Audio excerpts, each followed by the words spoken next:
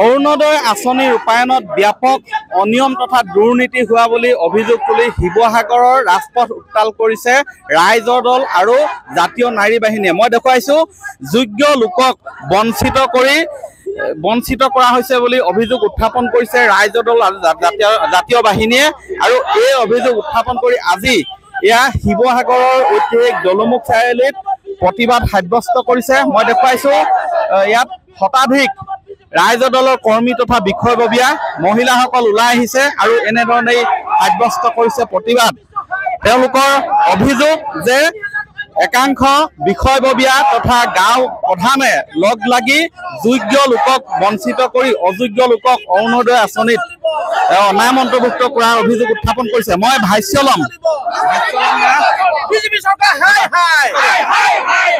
আমি এটা কথা লক্ষ্য কৰিছো, অৰুণোদয় নামত শিৱসাগৰত ব্যাপক দুৰ্নীতি আমি লক্ষ্য কৰিছো আৰু তৎকালে বিষয়টো আমাৰ উপায়ুক্ত হস্তক্ষেপ কৰিবৰ কাৰণে অনুৰোধ জনাইছো।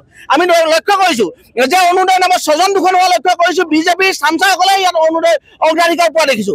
আমি এটা কথা লক্ষ্য কৰিছো, অৰুণোদয়ক আমি দাবী জনাইছো ৰেচন কাৰ্ড থকা মুখ্যমন্ত্ৰীয়ে আমাক প্ৰতিশ্ৰুতি দিছিলে যে ৰেচন কাৰ্ড থকা প্ৰত্যেকগৰাকী মহিলাকে আমি অৰুণোদয় দিম, কিন্তু বাস্তৱত আমি দেখিলো এয়া নাই, এইটো ভেকুমহন তেখেতৰ কথা আৰু বালিত মুদা একেটা ধৰণৰ হৈছে। তেখেতে কিন্তু এই কথাটো প্ৰতিশ্ৰুতি ৰখা নাই আৰু বহুত অৰুণোদয় মানুহ যোগ্য হিতাধিকাৰী বঞ্চিত হোৱা আমি দেখিছো। সেই অৰুণোদয় বলমে সকলোকে আমি অৰুণোদয় দিবৰ কাৰণে অনুৰোধ জনাইছো আৰু ইয়াত ধন ৰাখি 1200 টকা একেবাৰে ন্যূনতম আমি 3000 টকালৈকে বৃদ্ধি কৰিবৰ কাৰণে অনুৰোধ জনাইছো। উত্থাপন কৰিছে। মই দেখুৱাইছো এয়া হাতে হাতে তেওঁলোকে প্লে কাৰ্ড ফুচকা লৈ এনেধৰণেই উত্তাল কৰিছে শিৱসাগৰ মহিলাসকল।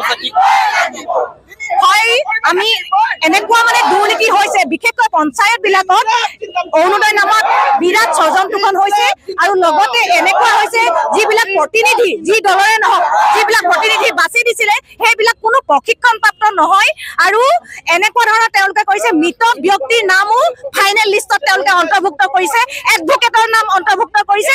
এইবিলাক সকলো বন্ধ কৰিব লাগিব আৰু আমি চৰকাৰলৈ আহ্বান জনাইছো যে অৰুণোদয় অতি শীঘ্ৰে এই বিসংগতি অৰুণোদয় যিখন লিষ্ট ওলাইছে সেইবোৰ সকলো বন্ধ কৰক আৰু পুনৰ অৰুণোদয় শুদ্ধভাৱে অৰুণোদয় প্ৰদান কৰিবলৈ চেষ্টা কৰক। এইখিনিয়ে মোৰ মানে আজি মই এই জাতীয় নাৰী বাহিনীৰ তৰফৰ পৰা মই চৰকাৰলৈ আহ্বান জনাইছো। অৰুণোদয় পাবলগীয়া যিখিনি মানুহজন ঢুকালে 2026 চনত 21 চনৰ 26 জুলাইত মানুহজন ঢুকাইছে, কিন্তু মোক 2026 চনৰ পৰা মোক এপ্লাই কৰাই আছে এতিয়া আজি পৰ্যন্ত কোনো ভূক্ষেপ নাই। পঞ্চায়তে 2021 চনত নাই পোৱা মোক মানে পঞ্চায়তে এনেকেও মোক হেৰি কৰিলে যে বিধৱা পেঞ্চনৰ কাৰণে মোক হেৰি কৰিছিলে। এতিয়াও পোৱা নাই, কোনো ভূক্ষেপ নাই। বিজেপিয়ে কৰি আছে। বিজেপি নেতাবিলাকে যিবিলাক প্ৰতিনিধি হৈছে তেওঁলোকে এইখিনি কৰিছে আৰু একেবাৰে গাইডলাইন নাই চোৱা। যিটো গাইডলাইন দিছে সেই গাইডলাইনৰ মতে একেবাৰে নাই কৰা আৰু আমি পুনৰ গাইডলাইনৰ মতে অৰুণোদয় সম্পূৰ্ণভাৱে শুদ্ধভাৱে কৰিবলৈ আহ্বান জনাইছো।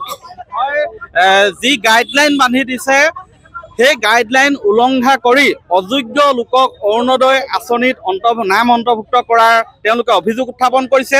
কেৱল ইমানেই নহয়, মৃত ব্যক্তিৰ নামতো আচলতে মৃত মহিলাৰ নামতো অৰুণোদয় আঁচনিত নাম অন্তৰ্ভুক্ত মৃত মহিলাৰ নামো অন্তৰ্ভুক্ত কৰা বুলি গুৰুতৰ অভিযোগ উত্থাপন কৰি আজি এইদৰেই শিৱসাগৰৰ দলমুখ চাৰিআলিত ৰাইজৰ দল আৰু জাতীয় নাৰী বাহিনীয়ে প্ৰতিবাদ সাব্যস্ত কৰিছে। আপুনি বিচৰা বাতৰি পাব কেৱল নিউজ 18 এপত। নিউজ 18 এপ ডাউনলোড কৰিবলৈ স্কেন কৰক এই QR কোড। গুগল প্লে ষ্টৰতো পাব এই নিউজ 18 এপ।